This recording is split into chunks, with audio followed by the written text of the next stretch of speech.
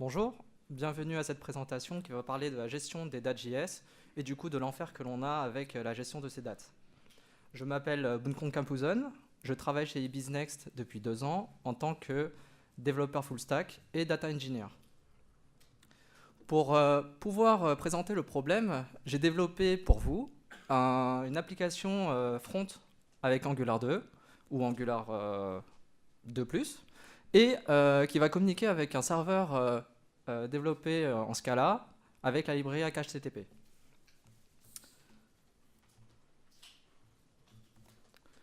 La présentation est la suivante, où nous avons un formulaire classique, et dans ce formulaire classique, nous avons un formulaire qui demande la date de naissance.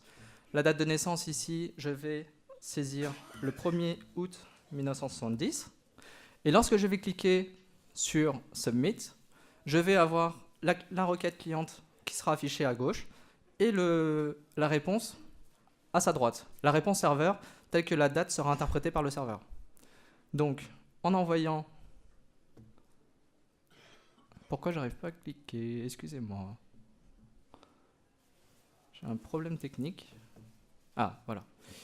Donc, nous pouvons voir ici que la date qui est affichée correspond à 22 heures du 31 juillet. Et le serveur, lui, a répondu avec le 31 juillet à 23 heures. Là, il y en a qui peuvent se dire que c'est peut-être un problème de code côté serveur. Et si je choisis 1980 et que je clique Submit, on peut voir que le serveur a bien pris en compte qu'il s'agit du 1er août 1980. Donc, pour mieux comprendre ce problème-là, on va essayer de comprendre ce qu'est une date. Une date est exprimée en époque. Il s'agit du nombre de millisecondes qui s'est écoulé depuis le 1er janvier 1970 jusqu'à aujourd'hui à l'heure UTC, c'est-à-dire sans décalage horaire.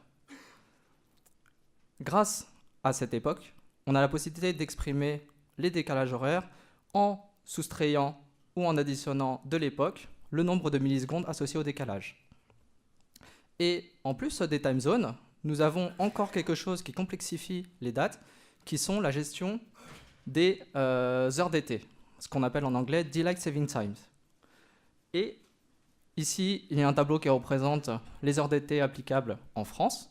Nous pouvons voir qu'il s'agit de l'heure d'été qui se passe le dernier dimanche de chaque mois de mars, et l'heure d'hiver est réappliquée le dernier dimanche de chaque mois d'octobre.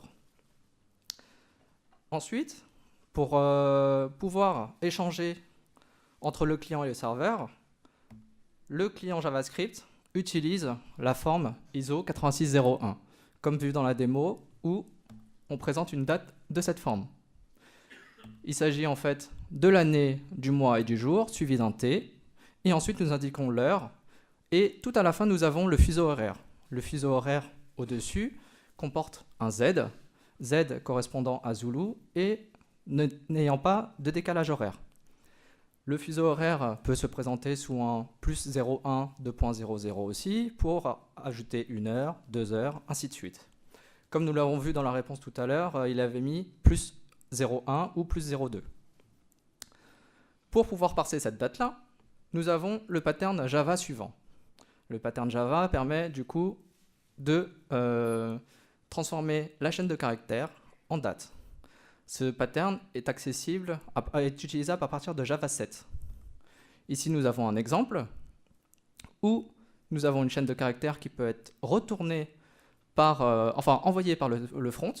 Et pour le parser, nous utilisons en Java 7 le simple date format, dans lequel nous spécifions la time zone dans laquelle nous souhaitons récupérer la date. Et du coup, en faisant un parse, nous récupérons la date attendue. Ici, en Java 8, c'est beaucoup plus simple. Java 8 a introduit JodaTime dans sa librairie standard. Et nous nous basons sur le ZoneDateTime pour pouvoir réaliser le parsing de la date. Et ensuite, nous créons une nouvelle instance de ZoneDateTime en utilisant la méthode withZoneSameInstant et en lui indiquant la zone que l'on souhaite. Ici, celui du serveur.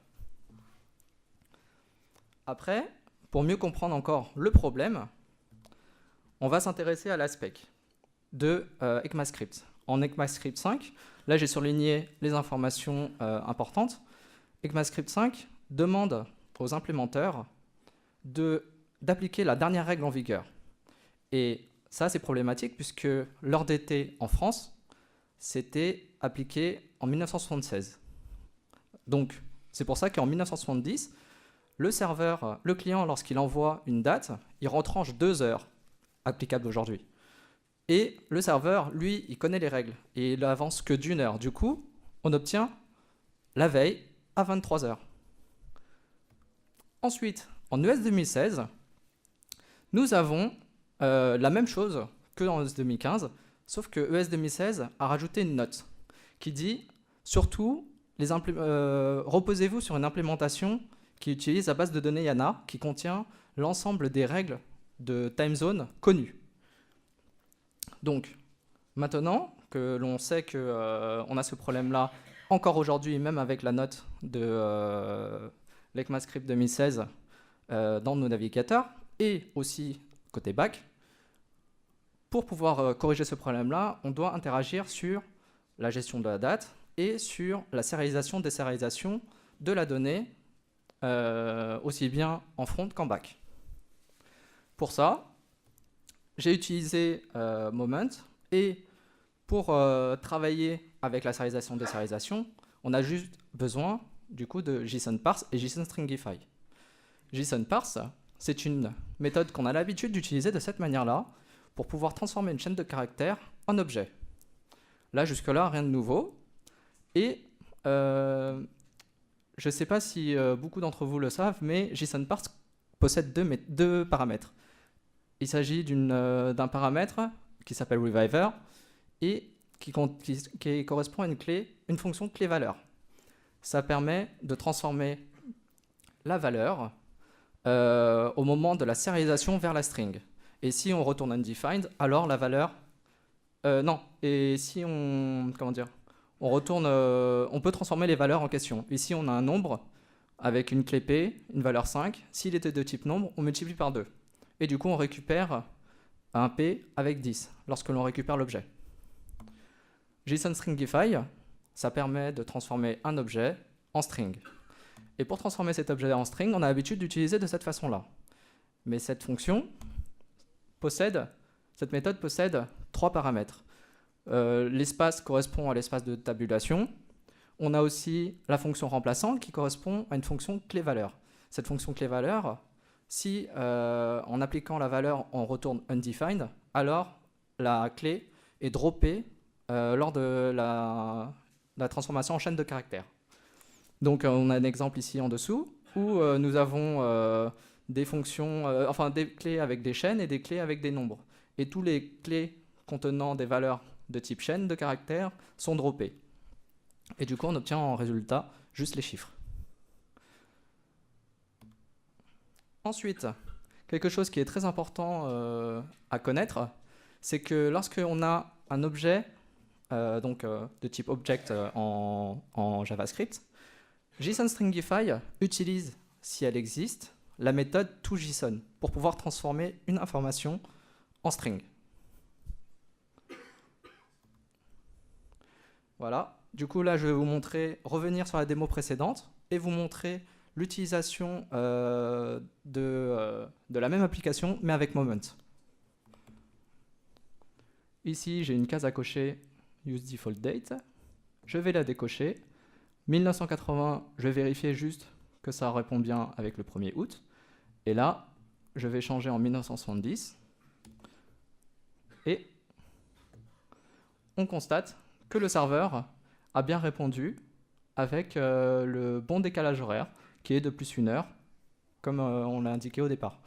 Mais cette fois, avec le 1er août, et pas la veille, à 23 heures. Pour pouvoir faire ça, j'ai ici une application. Hop, attendez. Une application en Angular 2.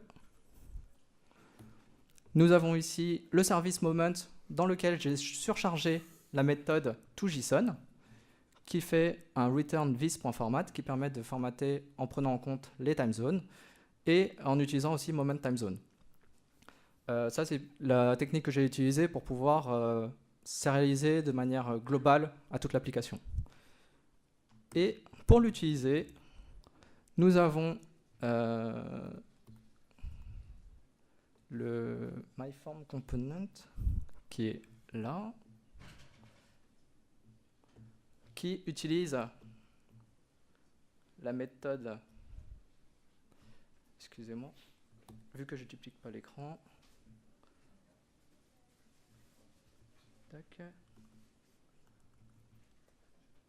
voilà, qui utilise le service, qui récupère le service et qui applique la fonction tz de moment time zone en lui passant une date qui correspond à un objet contenant année, mois, jour.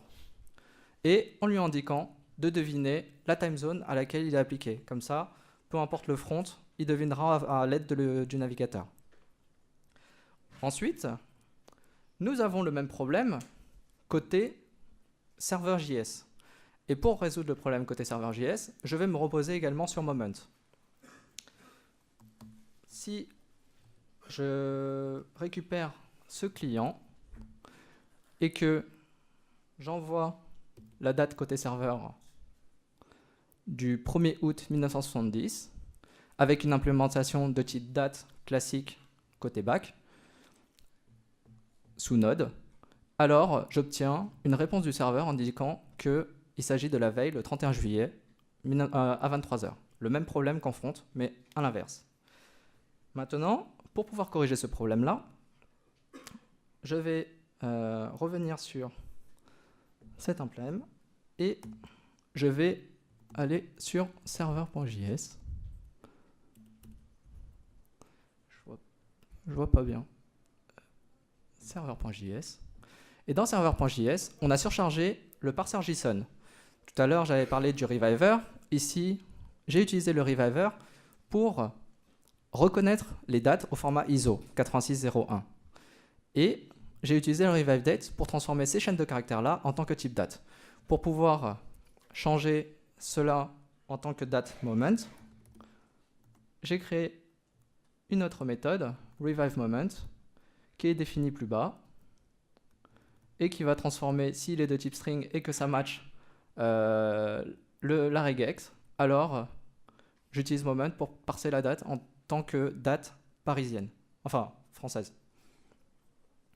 Et là, si je recommence la même requête que précédemment, juste en réexécutant, nous obtenons la bonne date avec du coup le 1er août à minuit. Ensuite, là on a corrigé le problème d'interopérabilité entre le serveur et le client. Enfin, entre les composants JVM et composants JS. Mais en fait, notre problème fonctionnel avec la date de naissance n'est pas forcément bonne. Puisque une date de naissance, si je suis né le 1er août 1970 en Chine, je ne suis pas né le 31 juillet en France. Donc, il n'est pas éligible au time zone. Du coup, ce que je propose, c'est plutôt de considérer comme étant élément de stockage, côté back, ou comme envoi, une string, ou de parser de manière réfléchie en tant que local date et de dire que c'est vraiment sans time zone. Et si c'est en time zone, il faut utiliser les onDateTime. Si vous voulez aller plus loin et avoir un peu plus de détails sur ce que j'ai ce que j'ai utilisé pour la présentation, ici il y a des liens et vous pouvez retrouver tout le code source et la présentation sur le GitHub. Donc je vous remercie d'avoir assisté à cette présentation et si vous avez des questions, on peut voir ça dehors parce qu'il ne reste pas beaucoup de temps.